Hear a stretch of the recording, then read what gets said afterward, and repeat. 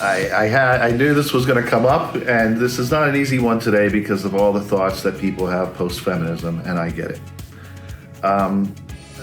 To start off, women and men are just different.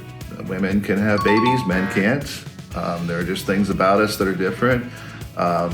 It's been proven through scientific data, not my own, that there's a nurturing factor that women bring that men don't bring, and men are important for other roles. And when one person tries to fulfill both those roles, it's not as easy. It's not that it can't be done, it's just not as natural and not as easy, because there are things that men are just naturally in women.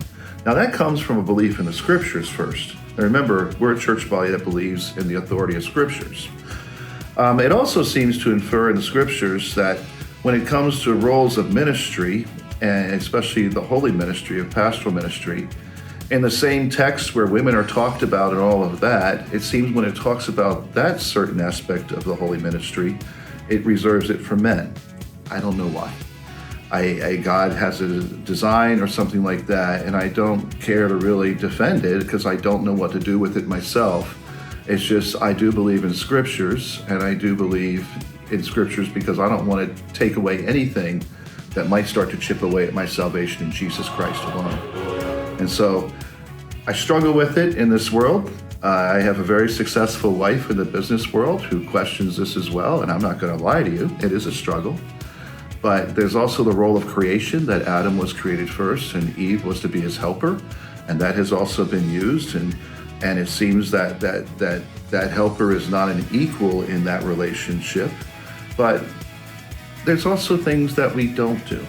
We don't mistreat one another based on what we think is one. I never said one is inferior to the other or one is not worthy, more worthy than the other. That's not what I'm saying at all, and I don't want to ever be represented as doing that. It's just we have different roles and different functions. And it seems like when it comes to the role, one thing we all have is we can all say it, talk about Jesus wherever we are. We can all show the love of Jesus wherever we are. But when it comes to the public proclamation of the gospel, in this church body, because of our stance of Holy Scriptures, we go with men there. But it doesn't mean that women don't serve a huge role and are not listened to, because they certainly are. And if you want to follow me through the day and work with me through the day and see how many times I follow along with women and stuff, you'll see that this doesn't create misogyny, but it creates respect.